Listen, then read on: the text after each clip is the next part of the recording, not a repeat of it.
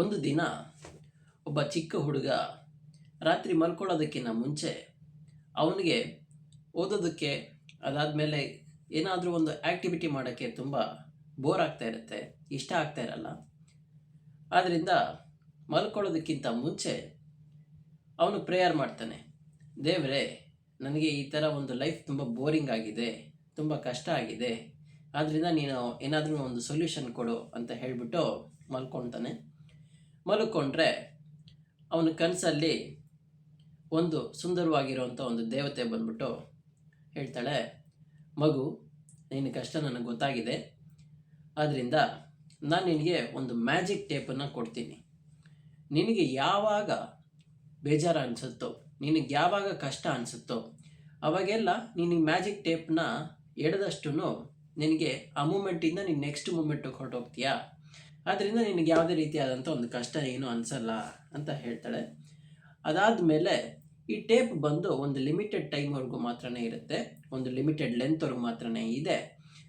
ಅದಾದಮೇಲೆ ಆ ಟೇಪನ್ನು ಒಂದು ಸರಿ ಎಳೆದ್ರೆ ಇನ್ನೊಂದು ಸರಿ ಅದನ್ನು ರಿವೈಂಡ್ ಮಾಡೋಕ್ಕಾಗಲ್ಲ ಅಂತ ಹೇಳ್ತಾರೆ. ಹೇಳ್ಬಿಟ್ಟು ಮಾಯ ಆಗ್ತಾಳೆ.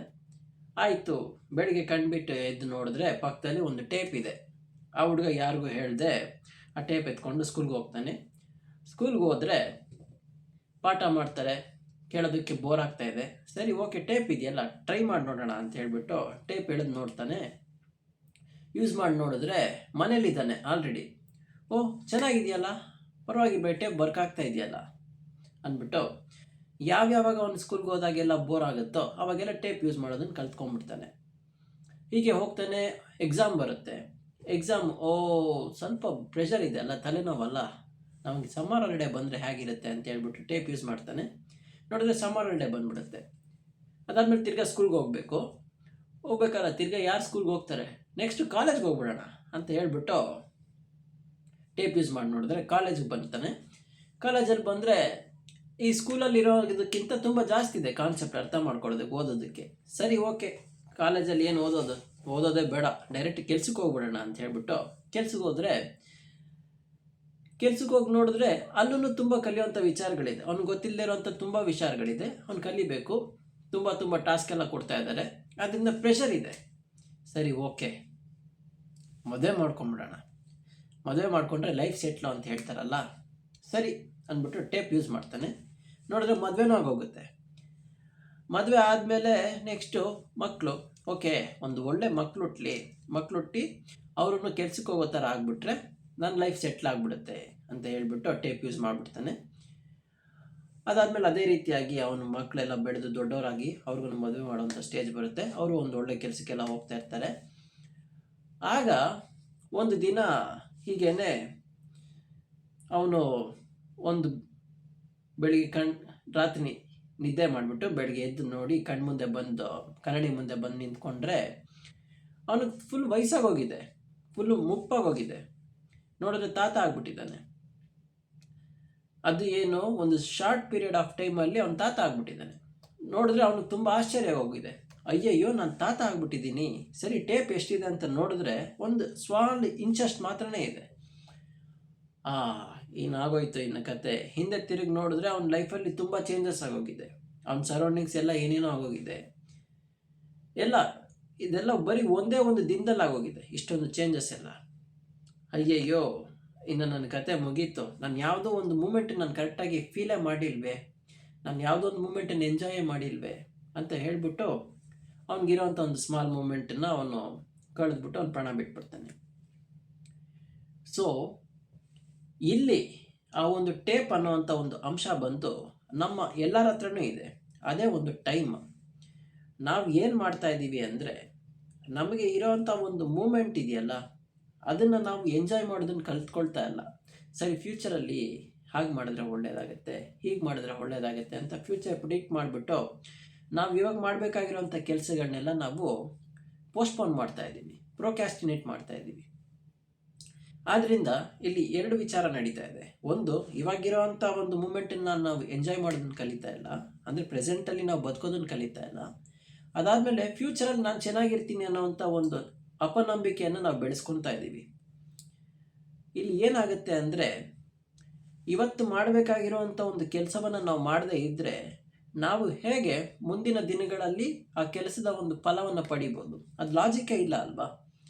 ಅದೇ ರೀತಿಯಾಗಿ ಒಂದು ಕೆಲಸವನ್ನು ಮಾಡಬೇಕು ಅಂದರೆ ಆಬ್ವಿಯಸ್ ಆಗಿ ಒಂದು ಪ್ರೆಷರ್ ಅನ್ನೋದಿರುತ್ತೆ, ಒಂದು ಸ್ಟ್ರೆಸ್ ಅನ್ನೋದಿರುತ್ತೆ, ಒಂದು ಎಫರ್ಟ್ ಅನ್ನೋದು ನಾವು ಹಾಕಬೇಕು.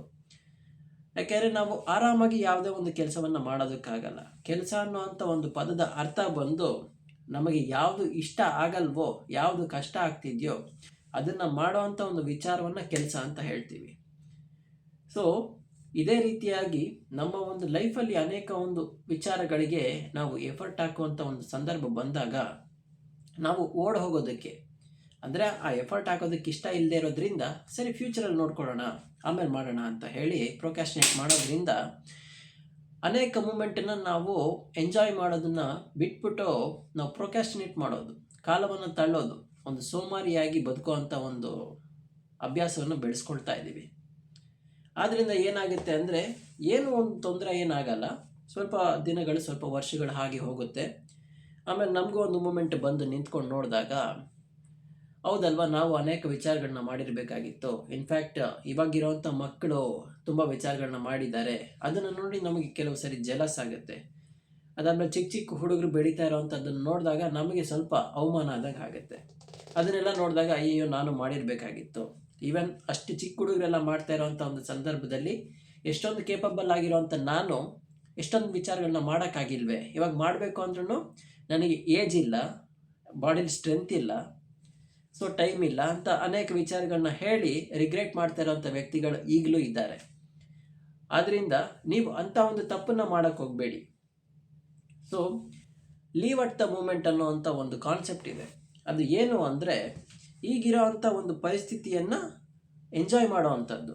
ಅದು ಎಂಥ ಪರಿಸ್ಥಿತಿ, ನಿಮಗೆ ಯಾವಾಗಲೂ ಸಂತೋಷ ಕೊಡುವಂಥ ಪರಿಸ್ಥಿತಿನ ಮಾತ್ರ ಎಂಜಾಯ್ ಮಾಡೋವಂಥದ್ದಲ್ಲ. ಅದು ನಿಮಗೆ ಕಷ್ಟದಲ್ಲಿ ಇರಬೇಕಾದ್ರೂ, ನೀವು ಸಂತೋಷದಲ್ಲಿ ಇರಬೇಕಾದ್ರೂ ಎರಡೂ ಮೂಮೆಂಟನ್ನು ನೀವು ಎಂಜಾಯ್ ಮಾಡೋವಂಥ ಒಂದು ಕಲೆನ ನೀವು ಕಲ್ತ್ಕೊಳ್ಬೇಕು. ಅದನ್ನೇ ಲೀವ್ ಅಟ್ ದ ಮೂಮೆಂಟ್ ಅನ್ನೋವಂಥ ಒಂದು ಕಾನ್ಸೆಪ್ಟು.